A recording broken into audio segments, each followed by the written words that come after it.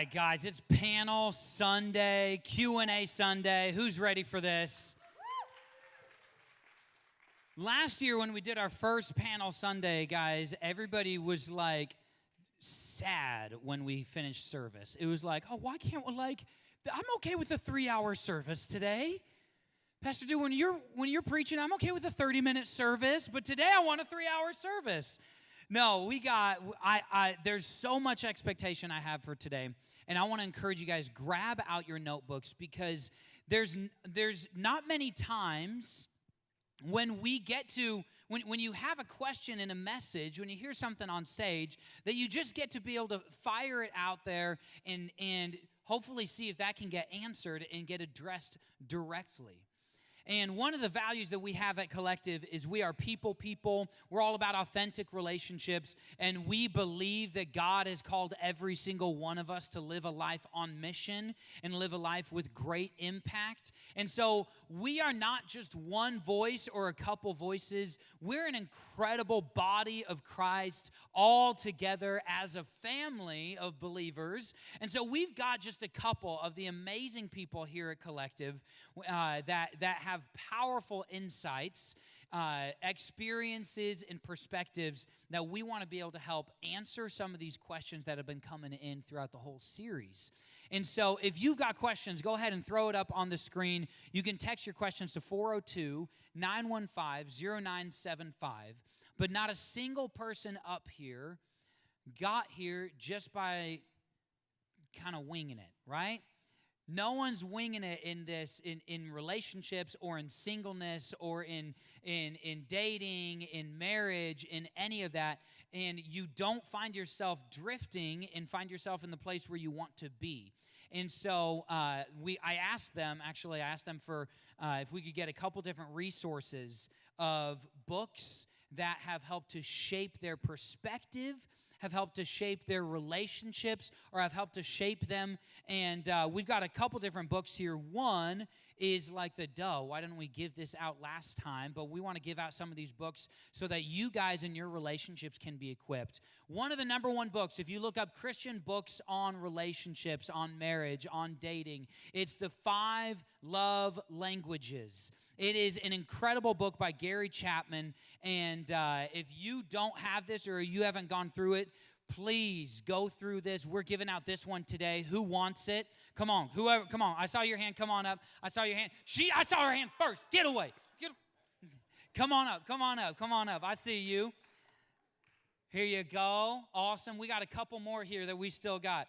So this is the one I mentioned last week. You and Me Forever. It's all about marriage in light of eternity. That it's not just, marriage is not just to keep us happy here, but marriage in light of eternity is by Francis Chan and his wife. Who wants this one? There we go. I saw you. There we go. Fastest hand in the West right there, Ayana. 9 days married. Come on, can we give a hand? Let's go. And then we got a couple here that are great, suggested by the singles up here on stage. This one by Lauren Leanne is called The Wait Will Not Be Wasted. Learning to trust God's plan for your season of singleness. And we got anybody want? There we go. And then the last one, John Mark Comer. He's a thinker. And so if you like, Loveology is all about, he's a little bit of a deeper read, but it's a powerful book recommended by Carly. And so in singleness, in dating, marriage, all of it. All right, so it doesn't matter whether you're in, there we go, I see your hand. Come on up, let's go. You get Loveology by John Mark Comer, incredible author, incredible book. You rock. All right, so we've got this incredible panel. I want to introduce some of us. We know Tay, who came up, and she was sharing a little bit. She's going to be facilitating the panel. Do we have the other microphones? You guys got both of them? Oh, where's the second one? I've got Taze. I stole Taze. There we go. We need one more. There it is. So right up here, we got my father and mother-in-law, Mike and Deb Lasoli. I married Morgan to get into this family. They are incredible. They got so much wisdom. We've got Laura, who spoke on conflict management, addressing conflicts. My beautiful wife. If you need a lesson in how to have patience in marriage, she's got about 1 million different examples with me. So, and then we got Femi and Ola Awadeli, and they are our resident marriage experts. How many books have you written on marriage, Femi? 10 books on marriage. Look up Femi Awadeli. Femi Awadeli on Amazon. He may even bring some books so that we can still give some out later. He's got a couple different books. He said, I forgot them in my office. So don't worry, we got those. And Femi, can you do one more thing? Can you just kick your left foot out real quick? Look at these shoes. I said, I want Femi in the front row to look at those shoes. Those are good-looking shoes. And his wonderful wife, Ola, who has to deal with him. So, and then we've got Carly coming up. Both Carly and Tay represent the single squad up here on stage, doing it with grace and being able to give incredible perspective. Kay, can we give a hand for our panel as we get going? All right. Okay, let's get into it. So first question is, how do I know when I found the one that God said is for me? How can I trust that God will bring the right person? Mike, do you have some insight on this? I do. If you are praying to God and asking him to confirm if you're with the right one, you need to trust God that he'll speak it to you and he'll confirm it. And in Psalm 32:8, it says, the Lord says, I will guide you along the best pathway for your life. I will advise and watch over you. I think one of the second things about trying to find out or discover if this is the one is also having a strong sense of peace. It's a really good indicator. Colossians 3:15 says, and let the peace that comes from Christ rule in your hearts. For as members of one body, you are called to live in peace. So you have to have a sense of peace with this person. Obviously, the third one is, are they a man or a woman of God? That's it. And then the last one I had is, if you, and you have to, do premarital counseling. And during that, realize, are we agreeing on core values? Are we agreeing on marriage expectations? I think those are four really important things to realize if this is the one. But trust, God will speak to you and he'll confirm it to you. That's really good. I like that part about peace. From someone who is dating, I think you know when you don't feel the peace. Yeah. So this next question is about a different aspect of relationships, very different. How do you maintain balance with being a part of a growing church and a spouse who does not want to be a part of the church? Debbie, can you answer this for us? Good one. Okay, I put some thought into this, and this is what I would do. I'll tell you what I did and didn't work. Nagging doesn't work. In any relationship, in my immediate family or extended family, you know, your life would be better if you'd come to church and you'd have a community around you and da-da-da-da. That hasn't worked for me. So I have started doing something different. And basically what it is if I have someone like that in my life, I respect their decision, but then what I do is I let my life do the talking. I don't disown them or anything. I let my life do the talking. How do you do that? Well, I live out the fruits of the Spirit. So in Galatians 5:22, there's this fruits of the Spirit: love, joy, peace, kindness, gentleness, self-control. So I live that out, and that is a huge testimony to someone that doesn't want to go to church or doesn't know God. Because if you think about this, and God even tells us love is the greatest. So if you're loving, if you're living out the fruits of the Spirit, all of those things are very hard to deny. Like, how is she not yelling at me when I said that to her? Well, she's got self-control. Where'd that come from? She's not that great. Oh, it must come from somebody.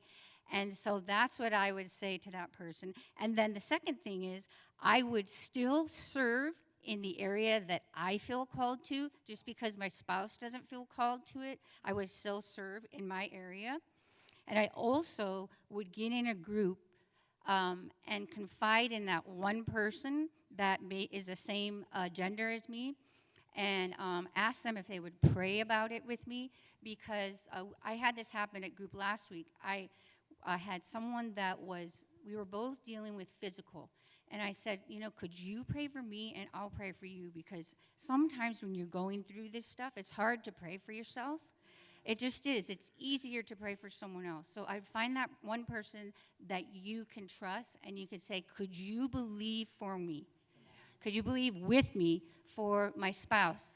I want them to know Jesus. I want them to go to church. I want them to have that change in their heart. I want them to be that everything. I want Jesus to be the everything like he is for me. I want to be united. And then the last thing I would do is I would put a verse on your makeup mirror, or if you're a guy, maybe by your shaver or something, that tells you about God's promises, that you can keep in your mind, keep in your heart, and on the bad days, you can look at that verse and you carry it with you. So my go-to is Psalms 145:13, because it's short and it gets right to the point. The Lord is trustworthy in all his promises and faithful in every single thing he does. So that's the 3 things I would implement. Mm-hmm. That's really good. All right, next question. My spouse and I keep fighting about the same things, and neither of us feel like we should be the one to compromise. How do we move forward? We're going to give this to the Awadelis.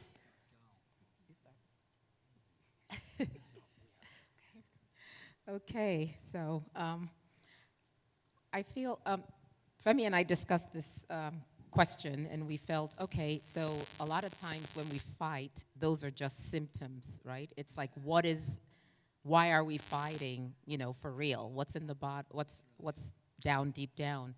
And I think we both agreed that it was pride, that pride would be the source of all of these issues.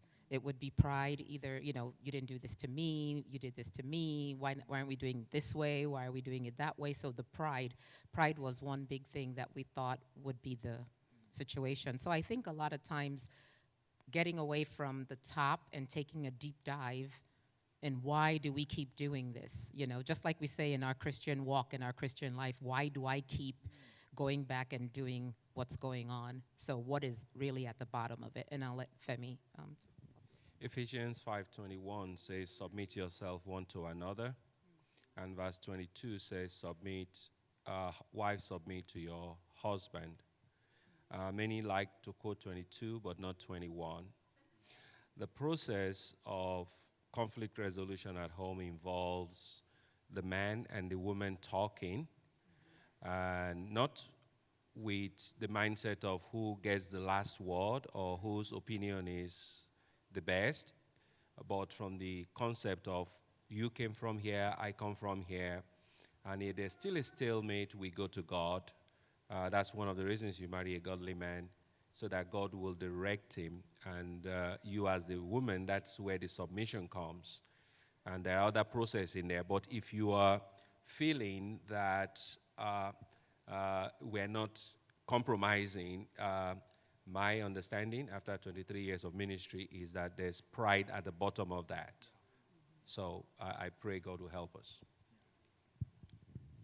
Okay, great. The next question is a little spicy. If I know I'm going to marry them, why should I wait to have sex? And we'll give this to Morgan to answer. All righty. Couple things. I think that, and there were times in my life that I thought I was going to marry somebody, and I didn't. And even somebody asked for my dad's blessing, and I didn't end up marrying them. So you just never know, number one. That's not the most important, though. That's just kind of a side note. Number two, I think a disciplined person in dating is going to be a disciplined person in marriage. And honoring the word of God, 1 Corinthians 16 says, flee from sexual immorality. And if you can't honor the word when you're dating, what's going to change when you get married? Like that wedding day, that doesn't change it. Like it's a heart posture that needs to change. And there will be days that you will find that you're not attracted to your spouse because of something they did, or maybe they gain a whole bunch of weight and you weren't expecting that. Or like, can we just be real? Like, we don't always like our spouse, right? And so in those seasons where you could be tempted to give an eye to somebody else, you need that discipline before, if you can. Get disciplined before so that you, when you're in marriage, you're like strong. Like you can abstain from the temptation. And don't put yourself in temptation's way. Like if you are in a moment of temptation, stop. Get up and walk away. Don't even let yourself go there. And then I wanted to say to the men in the room, honor women and say no. Like lead the way, I should say. Lead the way, say no. Because even though women and ladies, we have a part that we play too. But even though women will get like all upset, like, oh, you don't want me. No, that's not true. They want to honor the Lord and they want to honor you and they want to respect you. So a godly man will say no, and that's the guy that you want. And ladies, make sure that you're not teasing. You're not like, oh, come on, like it's just one time or it's just this little thing. Like, no, set your marriage up right. And if it's not marriage, like set yourself up right for the person that you will marry, because it's going to be quite a process if you don't once you're married.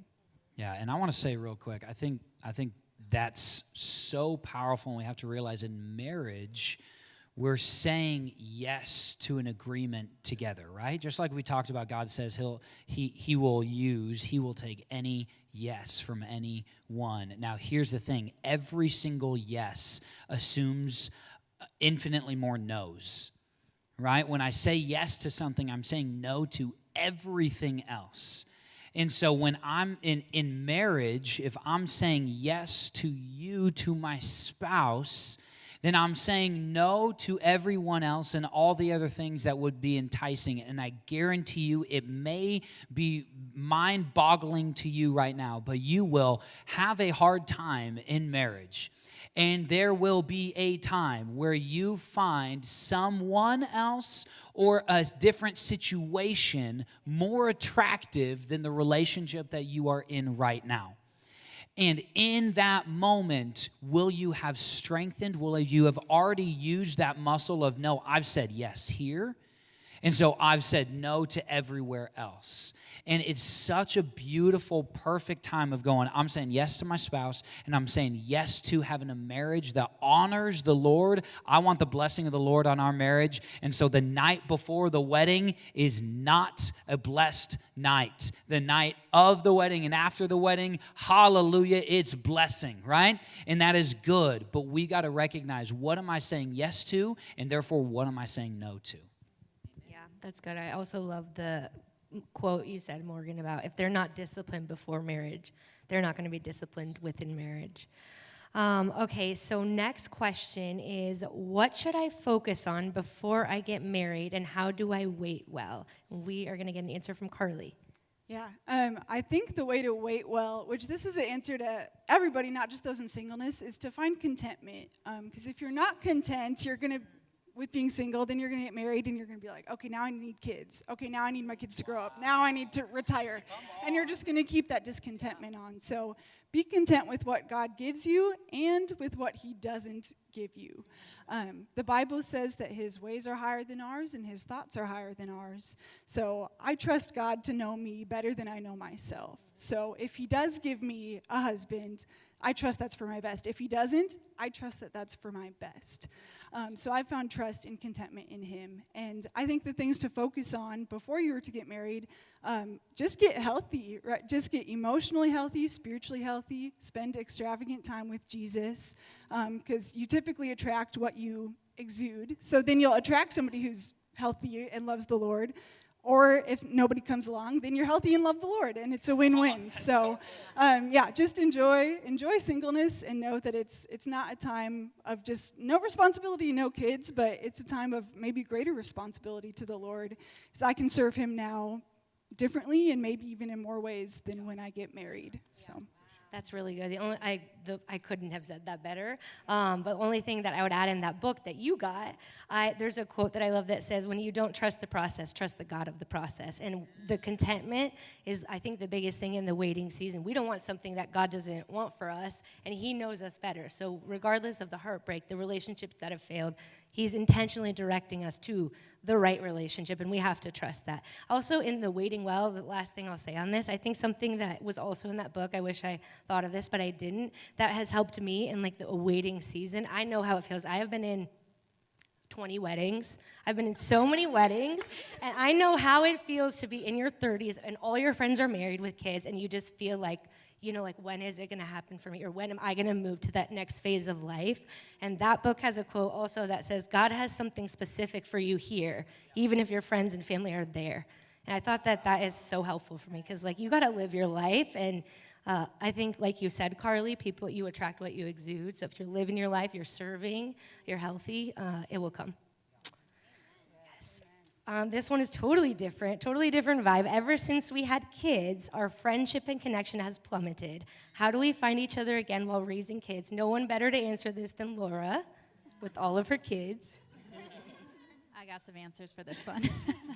Okay, so I wanted to give you guys one little blip of a sentence for you to remember so that you can recall my long answer when you get home. The answer is a million little things. I used to think that if I'm going to connect with my husband, I have to get on those date nights that happen once a week, and we got to get the sitter and pay the $100 restaurant bill, and it was so overwhelming, and it would always phase out. We'd be like, we need to connect, let's go on date nights again, and then we'd go, and all the money and the arranging, and it always would phase out. And of course, we go on date nights, and that's an important thing, but what really ended up mattering was the million little things we did in between the date nights, in between the time we got to get away together. So in our human mind, we give very little importance to the tiny little gestures that we can do for and with our spouse all day long. It is literally the smiling at them when they walk into a room, the laying your head on their shoulder, the sitting next to them and holding their hand, the, hey, thank you for doing that for me today. In a if you're at work and you're in a co-working situation and somebody does something at work that made your day better, you would say, hey, thanks for doing that. But in marriage, for some reason, we think that, well, that's their job. It's their kids too. So it doesn't make sense to thank them for it. Thank them for it. Be the friend to them that you're being to the people at your work. Don't forget that this person, you guys have signed up to be each other's person. You have one person that you are committed to, thick and thin. It is your job to make the other person feel seen and celebrated and valued, and it's their job to do it to you. And it's usually not in the grand gestures, it's in the million little things. Yeah, that's really good. That's good for all of us. This one is for you, PD. Can you address the biblical reasons for divorce? I think that sometimes people just think that the Bible will never agree with a divorce. Yes, really good. And this is where things can get touchy because people got a lot of different perspectives, and Ola and Femi, you guys said it really well, pride gets involved, right? And so listen with open heart, open mind, because I think the last part of this, there's a little asterisk I want to make on it. Sometimes people just think that the Bible never agrees with the divorce. And I actually think that the Bible never agrees with the divorce in the same way that the Bible never agrees with sin. And not that all divorce is always sin, but that all divorces are caused by sin. And so the Bible never agrees with divorce, but it the Lord permits divorce in certain circumstances. Primarily, marital unfaithfulness is what it talks about in Matthew 5. Jesus talks about this in the Sermon on the Mount. And here's the premise. One of the things that we have to take in context of this, when he says, can you hold that for a second? Sorry, thank you. When he says here in Matthew chapter 5, let me pull it up here. It was also said, whoever divorces his wife, let him give her a certificate of divorce. But I say to you that everyone who divorces his wife, women were not allowed to initiate divorces in this culture. So that's why it's stating it like that. But I say to you, everyone who divorces his wife, except on the ground of sexual immorality, makes her commit adultery, and whoever marries a divorced woman commits adultery. So the big idea is we need to think about marriage in a different perspective. We need to stop thinking about marriage as a interpersonal commitment for this life. We need to think about it as an eternal illustration and picture of what covenant looks like with the Lord. And so when marriage is equated in the Bible, it's equated with God and his church. It's equated with Jesus as the bridegroom and us, the church, as the bride. And so there's this eternal commitment that he makes to us. And in the same way, when we enter in those problems of marriage, that is when we get to go, oh, I get what it's like to deal with me, God. Like, there's nothing in me that says I want to keep going in this thing, and I can't imagine how frustrating I must be with you that I get down on my knees on Monday morning, and I go, God, this week is going to be all about you, and then I yell at my kids as they're getting ready for school, and I completely dismiss you the rest of the day, right? The whole idea of marriage is the same picture. Now, I'm a huge proponent of make it work. Do whatever you can. But in extreme abuse situations, in adultery, in things like this, that is where it's permissed. And I would say get a little bit of distance. Contact counselors and counsel church leaders, people around you to be able to go, how do we navigate this situation? And listen to them. Because there are situations where divorce is permitted, but I just believe 90% of the divorces I've seen, I'm like, oh, I was so preventable. There is opportunity there. It takes two to tango all the time, not saying that both people play a 50% role in it. So I'm a proponent of marriage. But yes, the Lord, because of the hardness of our hearts, he permisses divorce. Mm-hmm. That's really good. That's a good explanation. Okay, we're going to do one more texted in question, and then we're going to move over to live. So how far is too far when it comes to intimacy in romantic relationships outside of marriage? Ms. Ola. Okay, so when it comes to intimacy, there's a mention of 4 in terms of the types of intimacy. There's a book called, Sex Begins in the Kitchen. It's by Kevin Lehman. And he mentions the 4 different kinds of intimacy. There's physical intimacy, there's emotional intimacy, there's social intimacy, and there's intellectual intimacy. Femi and I discussed this on the way coming, and this is where we stand and where we've always been, that when it's premaritally, in whatever relationship, the concentration should be on social and intellectual intimacy. It's not advised to get into physical intimacy, and certainly when you start getting emotionally involved, it leads to other things. So, in Songs of Solomon, in 2 places, first of all, chapter 2, verse 7, at the end of it, it says, "Promise me, O women of Jerusalem, by the gazelles and wild deer, not to awaken love until the time is right." And it also repeats this in chapter 3, verse 5. "Promise me, O women of Israel, by the gazelles and wild deer, not to awaken love until the time is right." We're told to flee, and flee is a reason, because, when you start to get physical, when you start to get, emotional, it leads to physical. Even in the social you should try and make it in public places. So it's not advised to go to each other's house, to go stay and be there alone, because we're human beings. And we were created, to feel, and you already have, you already feel like you love this person. You already have an attraction to this person. So just don't set yourself up, because you cannot, trust. You should not be trusting yourself to be able to pull back. So to go back to what Morgan had said before when she was answering the first question, don't even put yourself in those situations. Did you want to add, Femi? Yes, I just want to share the scientific side of what my wife just shared. When you start to touch, the Shulamite woman told King Solomon, don't arouse nor awake my love. That means don't get things going.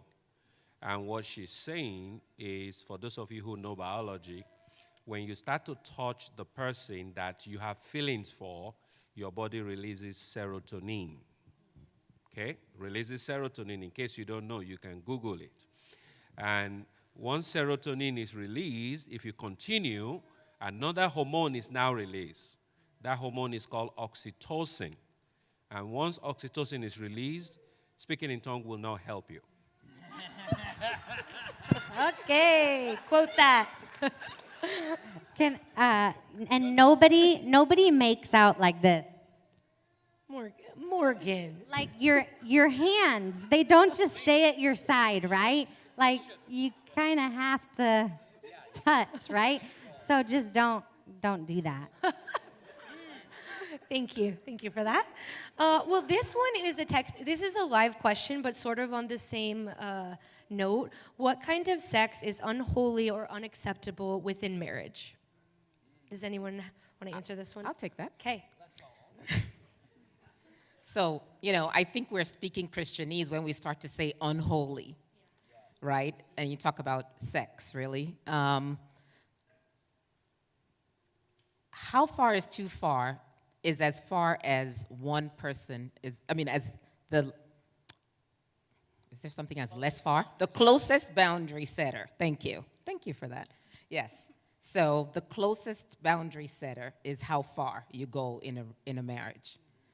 Going past one person's comfort is already pushing that, is already not good. So you can work together to see where you'll get to. That's number one. Number two, under no circumstance should there be a third party involved in a two-party business. And that includes videos, all of that kind of stuff, nothing. So some people feel, it's because it's between the two of us. So when I say third party, I don't just mean a ménage à trois.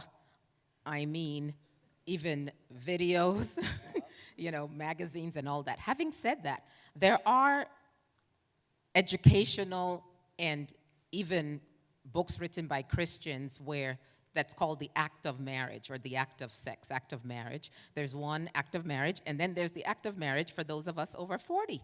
So apparently it changes after 40. And sometimes diagrams are needed, right? Diagrams are needed. Why are we laughing? I'm not laughing. I'm listening intently. Okay. Now, let me say something. Everybody's laughing. I have a young lady. We had a situation where somebody came and talked to us, and the likelihood that the person is listening to this is 0, so I can say it. And the person's complaint was, every time my husband, the only style my husband does is nail Jesus to the cross. Oh. I'm like, okay. Okay. Next question. I'm just trying to say that, so when I'm talking about books and things like that, within marriage, exploring and everything within marriage is okay. Yeah. It's the only place you can. Yeah. It's just there can't be external. Yeah, I just want to say, here's the way that I phrase every answer to this should be started with this question in response.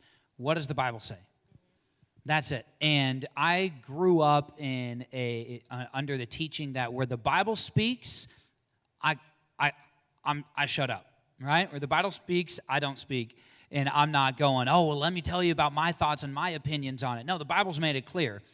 right? And so that's where the Bible is silent, now I can speak, and there's freedom in that. And so, yes, in the same thing, there is some ambiguity within the word. And so what it does say is that explore. The whole book of Song of Solomon is all about the love intimacy within marriage, that it's beautiful, that it's good, that it's respectful, and that it's honoring to each other.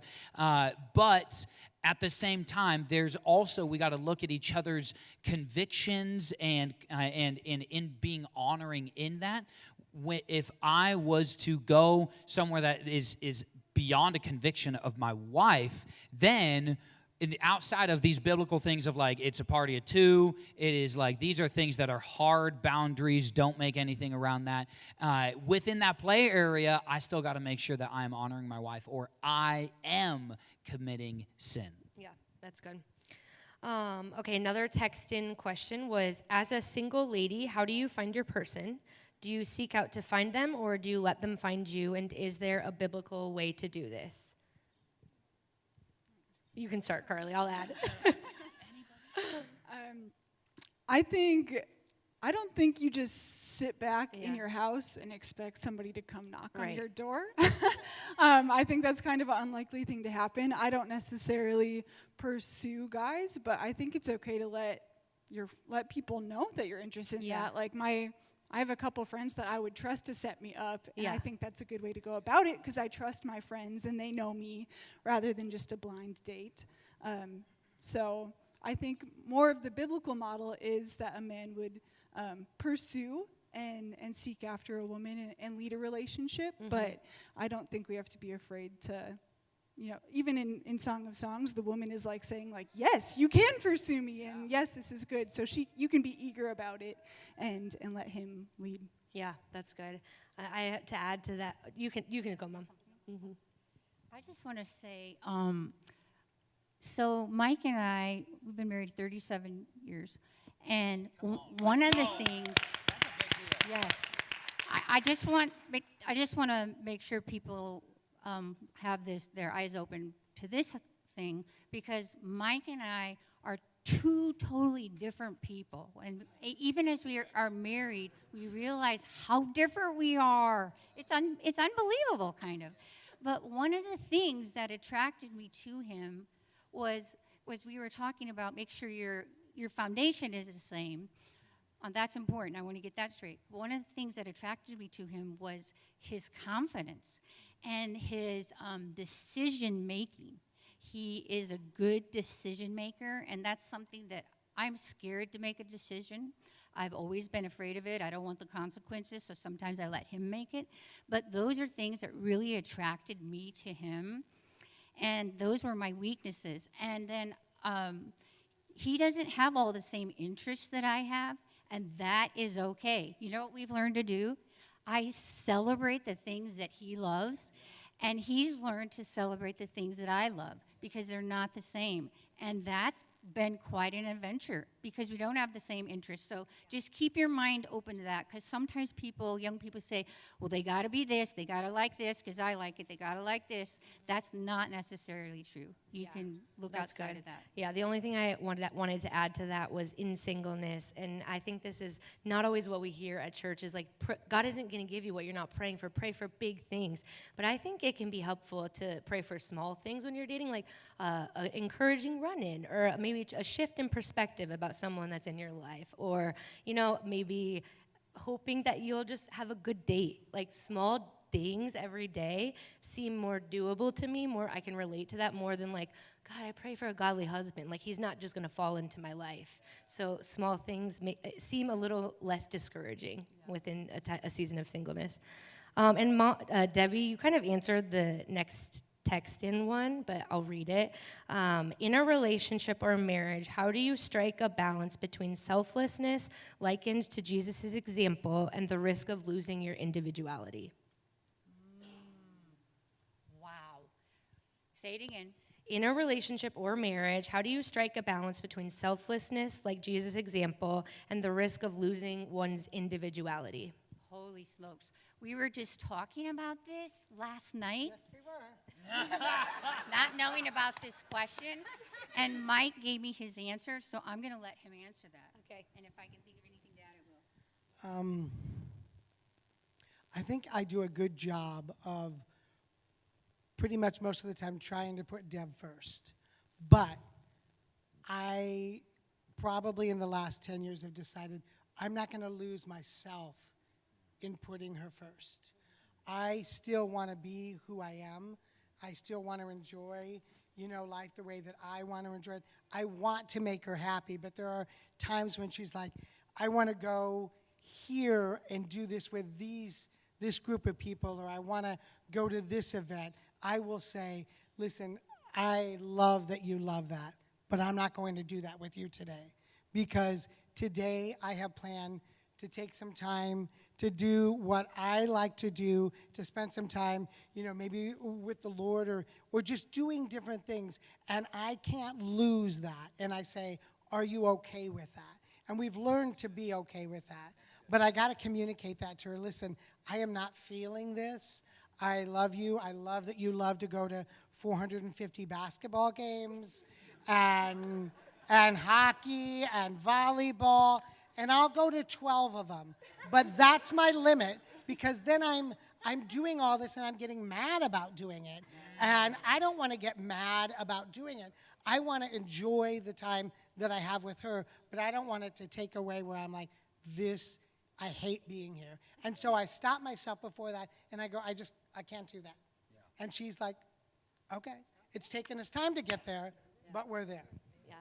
I used to get mad about it and expected him to do what I enjoyed. But we've learned we don't enjoy some of the same things, and that's okay. I celebrate his uniqueness, and he celebrates mine. Yeah. And Femi had a comment too. I just wanted to encourage everybody while Femi's getting the mic that we are 32 years married this year. They are 37. You don't have to wait till 37 to get there, because we're there at 32. I want to give a biblical thing to what Mike just said. And one of the things Paul said in 1 Corinthians 12 is Paul defined unity. And when we define unity in the world, often we are describing conformity, which is you come together and each person conform to this new unit. And Paul said no. Paul actually, go read 1 Corinthians 12. Paul said the head is the unit, but the eye functions differently from the nose. The nose functions differently from the ear. So because you get married does not mean your wife or your husband become or start to do things that you want or desire. That is conformity. Unity is each person bringing what makes them unique so that the unit can function better. What brings you together is what Amos said in Amos 3:3. Can two walk together except they agree? What you agree on is the principle of the Bible. It doesn't mean you must go to every game together or go to every thing together. You try your best, but that is not unity. Unity is agreeing on the principles of God to run your home and your life. All right, I want to add this concept. I want to point out this pattern that you might be able to recognize in your relationship with this. It's the same thing when you become a parent. You have this pull to lay your life down for other people to the point where you completely disappear. And then you have a midlife crisis. You have no idea who you are. Your kids are gone. That's what we're trying to avoid. Yes. So in a lot of relationships, you either typically, not all the time, but you typically have two people who are thinking only of their own experience. Or you have this dynamic where you have one person who tends to lay their life down to the point of disappearing, and you have this other person who tends to like to have people lay their life down for them. It just because those two dynamics tend to attract each other. So be aware of that. And I think we have these tactics that are helpful when you're like, hey, how I need to make sure I don't disappear, and am I laying down my life enough, and am I being represented? Something really big shifted in our marriage when we realized we can actually support the other person in not disappearing. So instead of me looking out for myself to stay, I have to develop my personality, and I have to get hobbies, and I have to do this, and I have to make sure that people let me, and I need space for this. It was when my husband started saying, hey, you need time. out of the house. You need to go do something that makes you feel alive. Hey, why don't you take a painting class? Like, I was so far gone, I didn't even have hobbies. The thought of having a hobby was overwhelming. And it was when he partnered with me to find myself is when I actually was able to kind of get a backbone to actually go do it. I needed him to partner with me, and then in turn, I was able to turn around and be like, okay, now I see you working so hard at work, and then you come home with the kids. Why don't you go have a break? I see you, I hear you, and supporting each other in that. And that's submitting to one another in love. That's what that looks like. It's I'm prioritizing you. No, I'm prioritizing you. And when you get into that place, that's when marriage thrives. Well, we'll have everybody in the front after service. Please come to them for any further discussion of the questions we didn't get to. Thank you so much to everyone on this panel for your wisdom, the preparation, and examples of healthy relationships. Hey, thanks so much for watching today's message. Our prayer is more than the words that were spoken in the message, that you would remember the things that God spoke to your heart. Yeah, no matter what it was that God spoke to you, I know that part of your journey is other people, being in a community, because we are better together. So if you made a decision to follow Jesus today, would you click the link below and fill out the form? This is going to help us so that we can celebrate with you and equip you with some tools so that your next steps are great steps. Yeah, thanks so much for watching. We're praying for you. We're cheering you on. We believe that the best days are ahead of you.